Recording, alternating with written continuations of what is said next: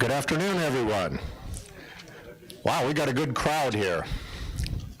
Welcome to the April 22nd meeting of the Rotary Club of Des Moines.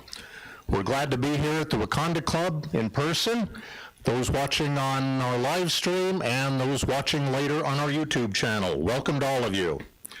We will be sanitizing the microphone between speakers. We do ask that you keep your masks on when not eating, drinking, or speaking from a microphone. Thanks to the ninjas from Invictus Media for live streaming our meeting today. So those of you not able to attend in person can watch us. On this day in history, in 1889, the Oklahoma land rush started at noon. So just think, back in 1889 this time, people were in covered wagons on horseback trying to find their piece of America. Well, some people had already snuck out sooner than they were supposed to in order to stake their claim, so they were then called Sooners. So basically, the Oklahoma University athletic department, the Sooners, all those teams, are named after a bunch of cheaters. And isn't it too bad that OU alumni Skeet is not available to speak today from the microphone for a rebuttal? Also on this day, in 1509, King Henry VIII ascends to the throne of England. I find this important since I have discovered, this is no joke, that my 12 times great-grandfather was an advisor to Henry VIII. And because his advice was of such importance to the king, he was given an estate known as Sherborne Manor, which is still there today in England. So, not that I'm royalty, but apparently my ancestors advised royalty. And now, Monsignor, coming out of retirement, is going to give us a brief moment of inspiration, led by the Pledge of Allegiance and our four-way test. I like the way he emphasized brief. Okay. Yeah, well, I've had several people tell me recently that some of the evening news, they just can't watch it. They don't like to see the killings, the riots. They have fear, a great lack of peace in the hearts of so many folks. But, you know, I think of Martin Luther King and how he prayed so hard for inner peace before he started any marches. No. And he told his followers, well, Gandhi told his followers, no. We have to have peace right within our own hearts. Otherwise, we're just going to be part of the problem. So, so for all of us here, too, we have to pray for peace, that don't let our emotions get going. Just use our head and use our soul. Let our soul be close to God, close to others, and let us. If I'm at peace, I will spread it. If I'm not at peace, I'm a part of the problem. So, St. Francis, here we go. St. Francis' prayer for peace. You ready? Lord, make me an instrument of your peace. Where there is hatred, let me sow love. Where there is injury, let me sow pardon. Where there is doubt, faith. Where there is despair, hope. Where there is darkness, light. Where there is sadness, joy. O Divine Master, grant that I may not so much seek to be consoled as to console, to be understood as to understand, to be loved as to love, for it is in giving that we receive. It is in pardoning that we are pardoned, and it is in dying that we are born to eternal life. Amen. Pledge of allegiance. I pledge allegiance to the flag of the United States of America and to the republic for which it stands, one nation, under God, indivisible, with liberty and justice for all. And the four-way test, here we go. Is it the truth? Is it fair to all concerned? Will it build goodwill and better friendships? Will it be beneficial to all concerned? Amen. Thank you.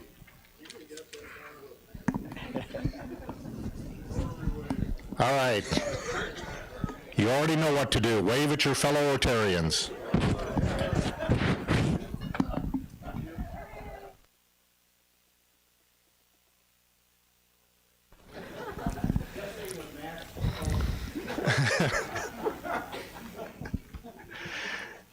It's nice to have over 50 people with us here today at our meeting. That is a new indoor world record for this Rotary year. For those of you who would like to attend, you've asked, what do I need to do to attend? Well, we can tell you. We do require an RSVP to attend our meetings, and you need to do that by noon on Tuesdays. We know that that typically hasn't been the case for many years or ever in a Rotary Club, but we have to do that to make reservations so we know how much food and how many seats to have so we can sit reasonably distanced from each other. You can also sign up on Friday that the email comes out to you specifically asking for your reservation. So please RSVP if you'd like to get here. We are allowing only prospective members as guests right now, and you have to be attending with a fellow Rotarian.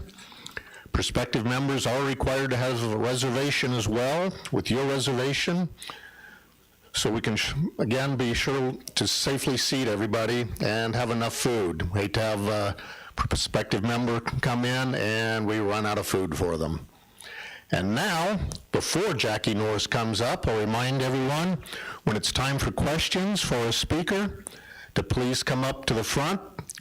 Kitty will hand you a freshly sanitized microphone.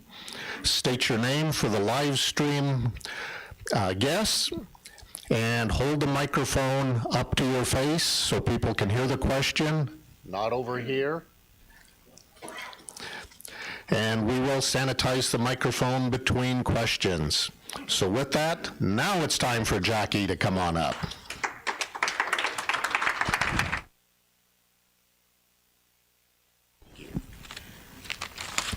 I am so excited to be here, and I hope all of you are too. How's everybody feeling today? Doesn't it feel good to be out? Yeah, I'm wearing heels for the first time in what feels like a year. So it's very exciting. I am going to introduce Kathie Obradovich. Many of you know her name, and if you don't, well, look out, because you're about to be wowed. Most recently, prior to coming on to serve as the editor-in-chief for the Iowa Capitol Dispatch, she served as the political columnist and opinion editor for the Des Moines Register. For those of you that are not familiar with the Iowa Capitol Dispatch, it's a nonprofit. It's dedicated to state capital coverage, and it's an independent source for quality journalism. And I know we all sometimes scratch our heads because we say we just want the facts. And if you don't read the Iowa Capitol Dispatch, you really need to. You can sign up for their daily updates. It's one of my first things that I read first thing in the morning. It's concise. It usually has 5 or 6 stories. It's a great read just to see what's going on. And also, I would encourage you, if you haven't, you could consider supporting and donating financially the Iowa Capitol Dispatch and the movement that is afoot all across the country to encourage independent, nonpartisan journalism. So with that, I'm going to introduce Kathie.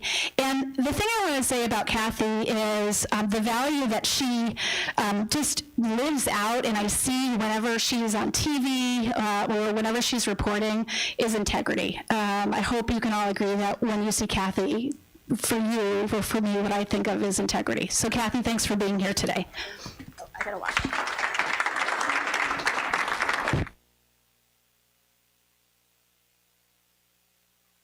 Thank you, Jackie, for that lovely, lovely introduction.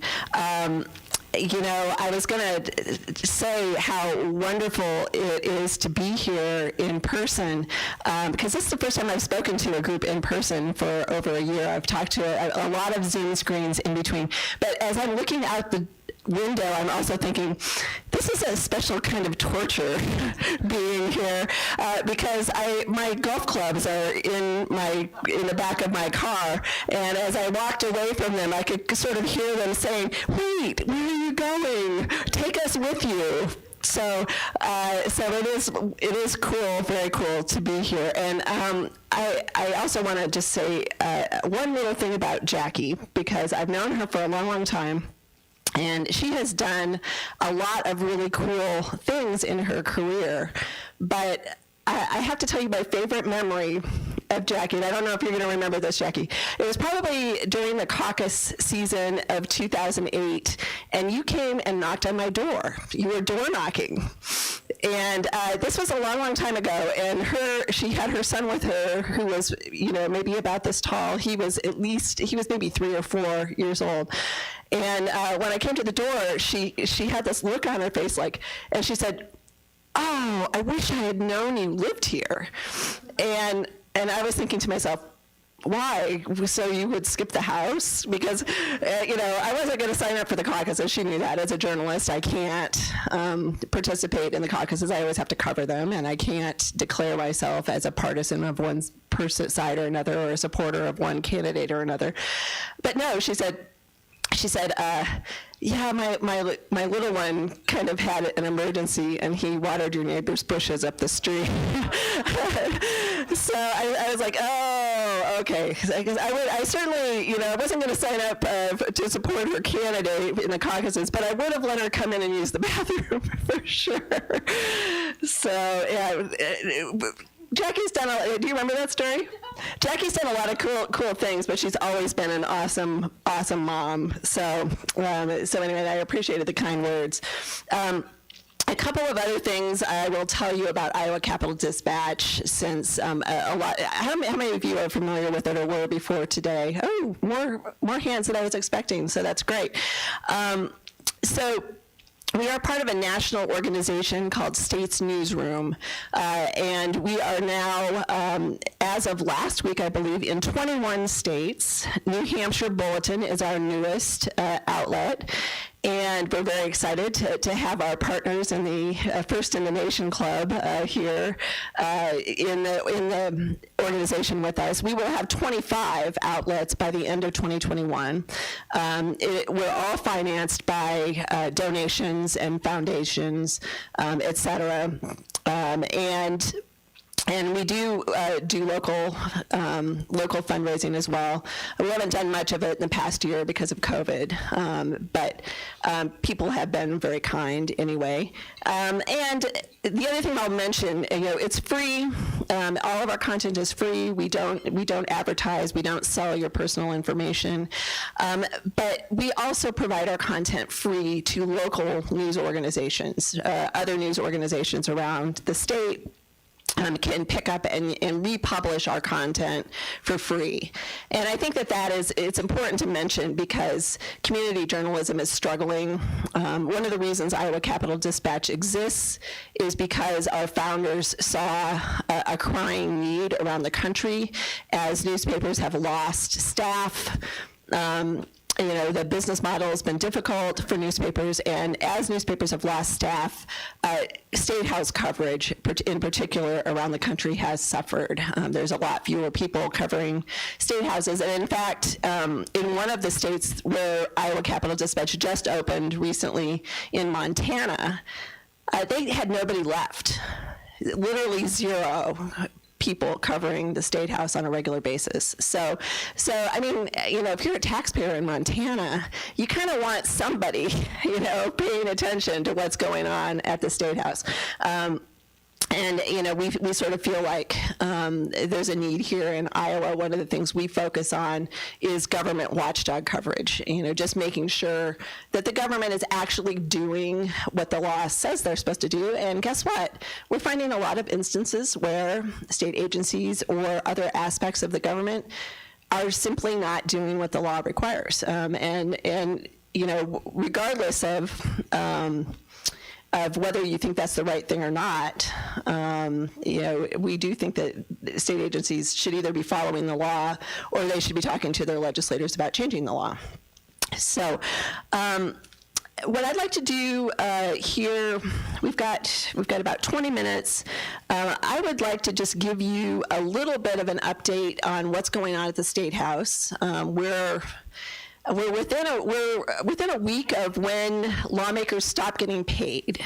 That is not necessarily the date that they stop working, but they are not getting paid after April 30th. And so we think the legislative session will end sometime around there, maybe not right on that day.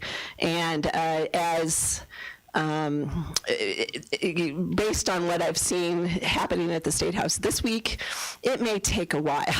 It may take a while longer to get to agreements on the budget, et cetera.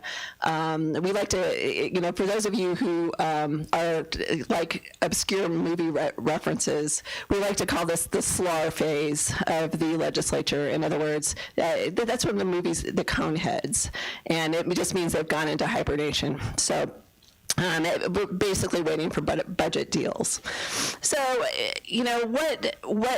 this has been an unusual year at the State House because of COVID, but an unusual year in some other ways too.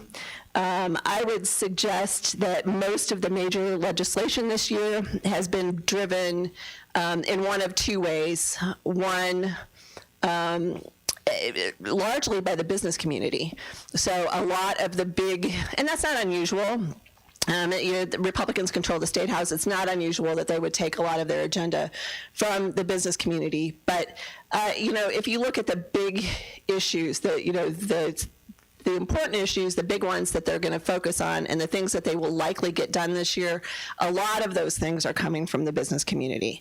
And so I'll go through a couple of those. There's also been another dynamic at the State House, and this happens to some degree often after elections. I would suggest that it is a stronger dynamic this year than it has been in the past, and that is a lot of agenda coming from what I would call a nationalized partisan philosophical agenda. So, as I tick down some of the things that the legislature's done, you can decide for yourself which of those dynamics these agenda items come from. But they have, there's been a lot of things that legislature has either done or is likely to do this year. So and part of it is the fact that they had a shortened session last year because of COVID. So they had some things to catch up on. But, this is also, I think, just an unusually ambitious year. So, a couple of things that I'll just tick through a few things and give you my opinion on whether I think they're actually going to do some of these things. While I'm doing that, though, I would really love to answer your questions. I'd like to answer your questions about what's going on at the State House. I have some limited view on what's going on that affects Iowa at the federal level. If you want to ask me about that. Happy to talk to you about community journalism and the state of newspapers or the state of journalism if you have any questions about that. But I'll probably leave more than the customary 5 minutes for questions because I've spoken to this group before. I know you have a lot of questions. I love that. And I'd also much rather answer your questions than just sit up here and listen to myself drone. So please indulge me by coming up with some questions. So the first thing the legislature did this year was really the one main thing they have done to address the pandemic and COVID, and that was to require all public schools to offer 100% in-person classes for students and parents who want that. And I would say that was one thing that lawmakers heard a lot of on the campaign trail. It was something that employers were having a problem with because employees trying to do their work from home while also being parents was difficult. And, frankly, people can quibble about how it was done. But I don't think it has been a bad thing. I mean, I think that, there was a lot of concern about how it was going to be done and the timing and the way it was done. But the result has been, no major serious outbreaks coming from schools. So probably Iowa was in a good place by moving ahead with that. At the same time, and this was also part of the governor's recommendation, the legislature has worked on expanding what they call school choice. Believe it or not, the House and the Senate do not, despite the fact that both are Republican-controlled chambers, do not agree on what sort of school choice is appropriate. One thing they have agreed on, and one thing I expect the legislature to complete action on, is making it, giving another avenue for groups to start charter schools, and charter schools that would operate outside of existing public school district boards. So you can have a group, a nonprofit, for example, and start up a charter school, and taxpayer money will be used to run that school, because any student that comes from another district or comes from another school in the district, the state money follows them. So those will be an opportunity for people to use different types of charter schools other than what can be created today. The thing that legislature, the House and Senate do not agree on is giving more money, more public money to private schools. So the Senate passed a bill that would allow, really expand existing tuition grants that go to parents who send their kids to private school, and that expansion has not been approved by the House. So I do not expect that part of the agenda to get through. The legislature also has sent to the governor, and the governor has signed a expansive bill dealing with elections. So this is something that is a multi-year process. The legislature passed a big election overhaul bill at the end of last year. It was, and part two was the thing that one of the first things they did this year. They may not be done with elections. I will tell you that there's still an election bill out there that was sort of considered to be the non-con election bill. But that bill is still a vehicle out there for people to tack on more election stuff. And one of those things may be dealing with how recounts are done in Iowa. Recount, I don't know how many of you paid any attention to what went on in Iowa's 2nd Congressional District. But Mary Annette Miller Meeks, after being certified the winner by 6 votes, after a state recount, her Democratic opponent, Rita Hart, appealed to a House committee, U.S. House committee. The House had already seated Mary Annette Miller Meeks, and ultimately Rita Hart dropped that contest. The legislature didn't want to get into the recount process while that contest was still going on, but now it's over, and there's still a little bit of time in the legislative session, so they may come back to that. The other election stuff deals broadly with absentee ballots. How much time do you have to request and complete and return absentee ballots?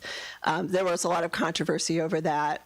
However, there were not problems in Iowa, so I would suggest that a lot of the controversy over those ballots is spilling over from what happened in other states. So another pair of bills that have gone to the governor and that have passed are eliminating the requirement for a person to have a gun permit to purchase a handgun or to or to carry. So it's basically a constitutional carry. If you've heard that phrase, Iowa starting July 1, you're not going to be required to have a gun permit to purchase or carry.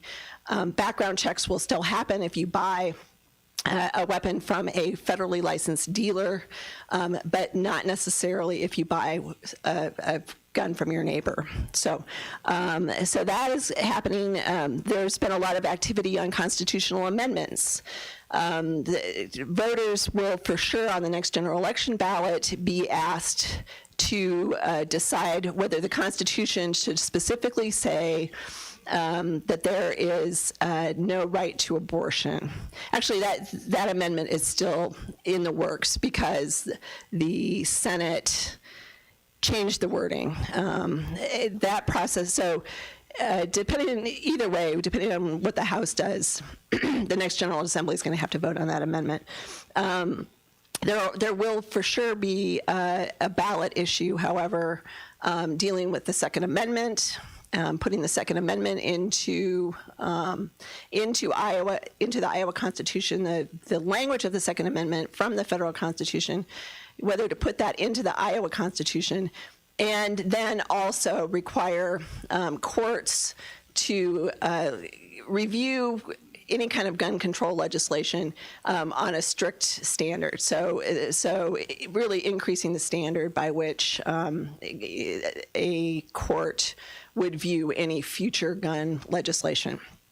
All right, so I want to get into a couple of things that the business community had asked for, because these are things that are probably likely to pass in some form. One is the governor put forward a pretty ambitious housing package, increasing a lot of the tax credits that developers would get for developing low income or affordable housing. That bill has gone through some changes, but it will likely pass in some form. The governor also happens to have a bill on her desk, and some might say this is contradictory, maybe not, that would void ordinances in cities, and right now there are 3 in the state that had these ordinances, that would ban landlords from discriminating against people who use federal housing vouchers for affordable housing. So Des Moines, Marion, and Iowa City all had these ordinances banning this kind of discrimination, and the legislature said, essentially that landlords should not have to be forced to join and participate in that federal program if they don't want to. Broadband. So I think probably if I polled you guys about whether you think Iowa needs to work on broadband, just about everybody would raise their hand. This is a universal issue. It became more, I would say, a lot more prevalent or urgent during the pandemic. And so the governor came forth with a $450 million plan to expand high-speed broadband around the state to places that don't have it. The Republicans in the House are giving that plan a little bit of a haircut. They just passed out a budget bill that would spend $100 million in the first year instead of $150 million. This is a 3-year program. But I think everybody's going to be okay with that because everybody expects there will be federal money coming either through the already passed American Rescue Plan, the COVID plan that passed earlier this year, or through Biden's infrastructure plan, which of course has not passed yet. So you can't sort of sit around and wait for that. But $100 million would probably get them started. There's a bit of a dispute between the House and Senate over child care. This is another example of an issue that is a chronic problem in Iowa, but became a lot more acute during the pandemic. People, again, you can't send your kids to school, but you also don't have childcare open. That's been a real problem. And so the House, they literally passed, I think, a half a dozen bills last year They passed them all again this year, plus a couple more. And so far, really only one or two has made it to the governor's desk. This is something that the House Speaker, Pat Grassley, when we talked to him about this last week, said, this will be something that we're going to talk about as, needing to get done in order to end the legislative session. So again, going back to my prediction that April 30th may not be the last day of the legislative session, that is one of the things standing in the way of them potentially getting their work done and leaving town. There are disputes between the House and the Senate also on the policing bill. Some of you have heard about the Back the Blue plan that the governor presented in her condition to the state message in January. Back the Blue is a combination of initiatives, including qualified immunity for police from lawsuits. And the House included a package of sort of enhanced penalties for people who are participating in protests or riots. And there was a third piece that the governor proposed, which would ban racial profiling and require data collection on traffic stops. The Republican majority in the House and Senate have not advanced the racial profiling parts of the bill. That stuff all died in the funnel, the first committee deadline earlier in the year. So I do not expect action on that. The House and Senate have to work out between themselves how much of this other stuff they're going to send down to the governor's desk. Okay, so I'm going to stop there. There's other stuff to talk about: tax cuts, ethanol, funding for regents, universities. There's a bunch of other things on the list. It's really kind of unusual that the legislature is actually doing this much stuff. But I want to stop and yes, ask for your questions. Kathie, I have a question Sure. from our email. Great. From Kent Sauver. Excellent. This is great to see you, Kathie, albeit from home. As you mentioned, the reduction of news staff and coverage of state government, so too news of local government, cities, and counties happenings are lightly covered. Could you imagine a construct like Iowa Capitol Dispatch being organized to cover local governments in Iowa? I can, and nice to not see you, Kent, but nice to hear your name. So, yeah, I can imagine that happening. I mean, I think that there are communities that are maybe organizing some of their own organizations. A new organization, and I hesitate to say their name because I'm afraid I'm going to get it wrong, but it's something like the Western Iowa News Foundation is starting up in, believe it or not, Western Iowa. To help support their community newspapers, which I think is a great idea. So I do think that's a possibility.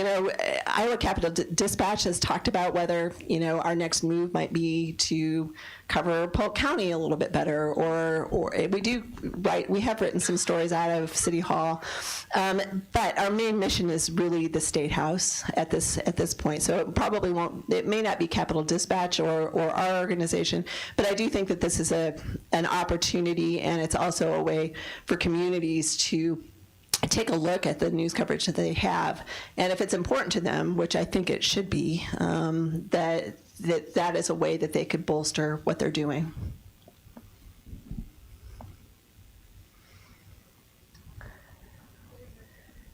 Oh, coming up.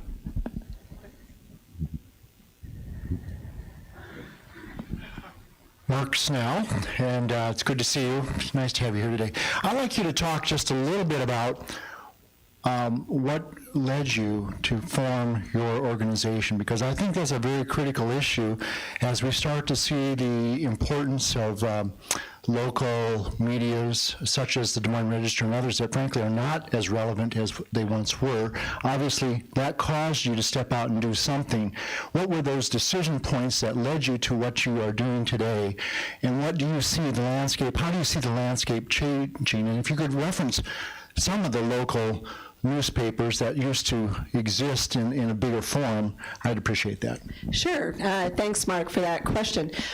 So, I mean, it's probably two separate questions. One is why why does Iowa Capital Dispatch exist? And that was not my decision, really. That was a decision of the state's newsroom organization. They're actually based in Chapel Hill, North Carolina. They grew out of kind of quasi-issue think tank / news organization in North Carolina.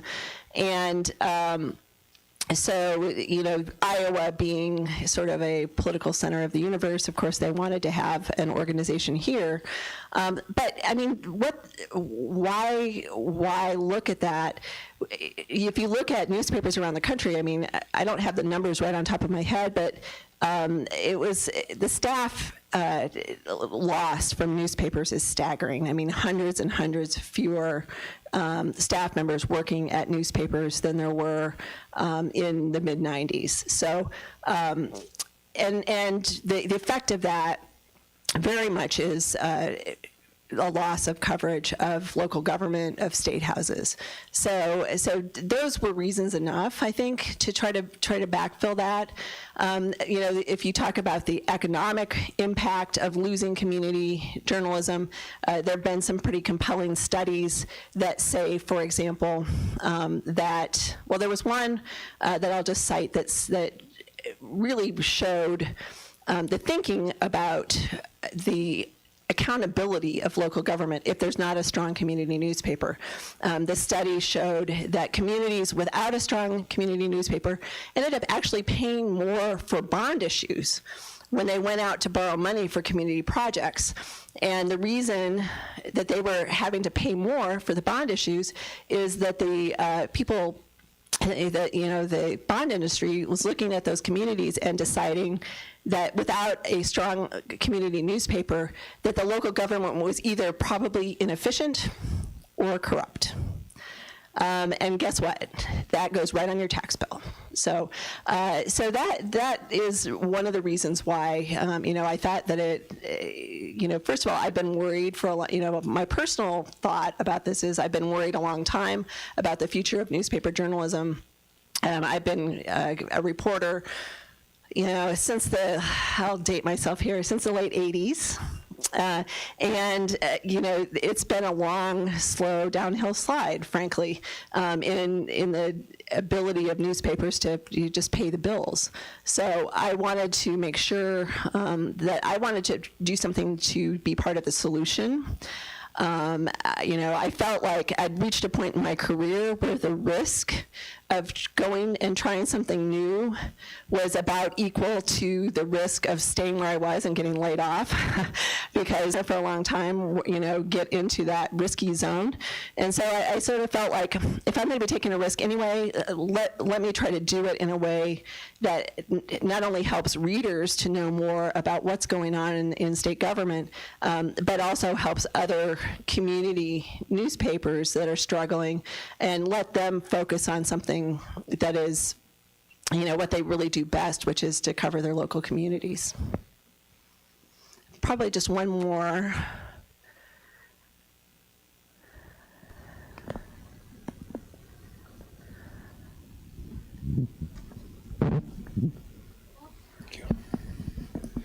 Hi, Bob Vidal. Thank you for being here.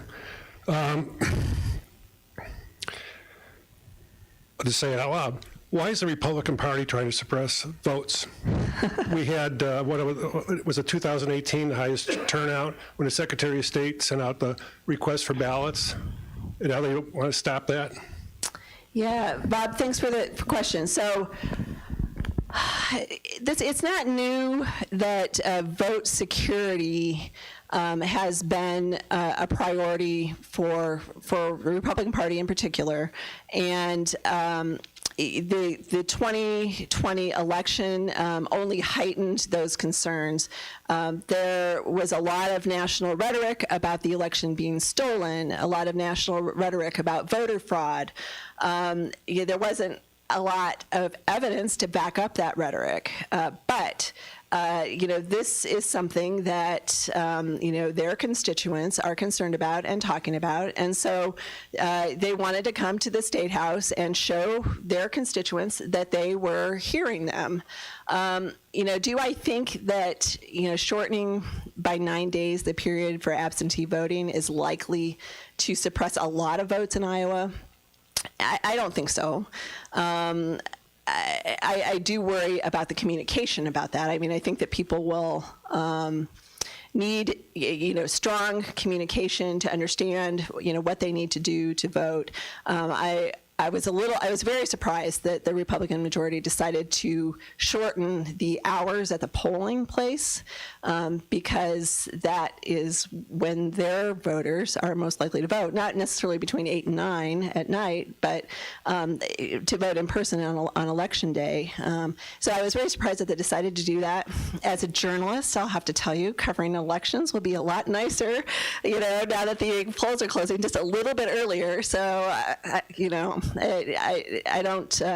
I want people to have every opportunity to vote, but I did kind of silently cheer about, getting election results just a little bit earlier on election night. But I think that again, I mentioned a national partisan agenda, and dealing with election issues, perceived or real, I think is part of that, because it was clear that there were no real actual election problems in Iowa in 2020. So, all right. Well, I've gone over my time. Thank you for the awesome questions. Thank you for giving me. Oh, we got time for one more. Okay, good. Yay.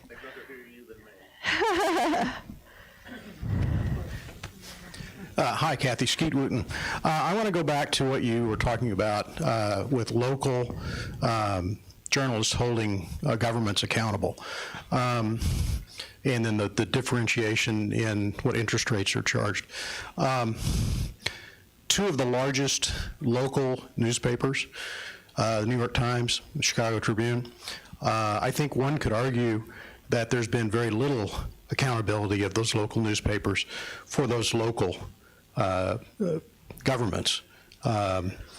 Illinois they have ignored a pension crisis, for 35 years. New York is a mess. So how do you reconcile those two? Well, first of all, I think that you have to look at the publication itself, and the New York Times is primarily a national organization. Covering their local communities, again, they've suffered some of the same effects as any other news organization, where I think some of where coverage has suffered is probably coverage of their local governments. I also wouldn't want to confuse a lack of action or a lack of effect on community leaders as a lack of reporting. Certainly we wouldn't know about the pension crisis in Illinois if news organizations weren't reporting on that. So the fact that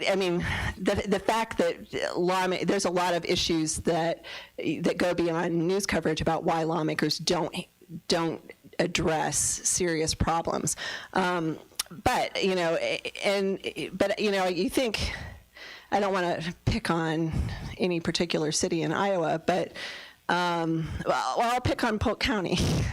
When I was at the Register, we hadn't been covering Polk County very closely, and all of a sudden, there were some of these issues that were popping up that related to things that taxpayers ought to care about. And I'm not going to try to remember all of the details, but those are things that in a community the size of Des Moines will matter. Now, in Chicago, there are tons of news organizations beyond the Chicago Tribune. There are tons of news organizations in New York beyond the New York Times. It's just that people outside of New York don't read those organizations. So I think there is coverage of some of these issues. It's just maybe not, where we're looking at them. So, all right. Okay, thank you. Thanks very much.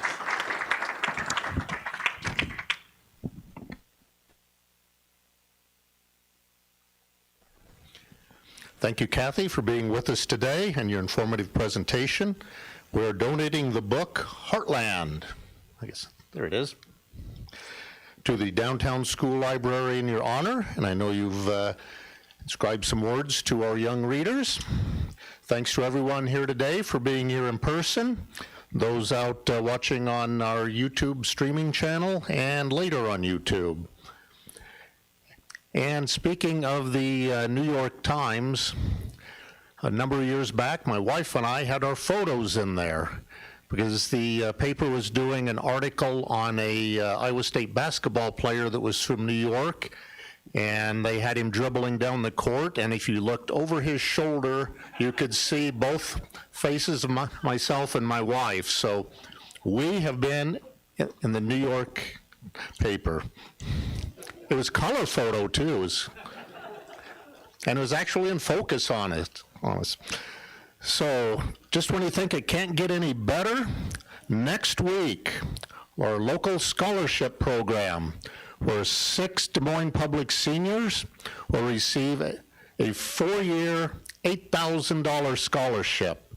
And someone better check my math here, but I think that's $2,000 a year for 4 years. Okay. Since I botched it last week trying to do math in my head. And on May 6th, apparently because Jackie enjoyed sitting at the head table so much, she wants to be back again. So she's going to talk to us about life in the White House. And on May 13th, Terry Wellig of Child Serve. Thank you for being with us here today, being part of the Rotary Club of Des Moines, and those tuning in later on our YouTube channel.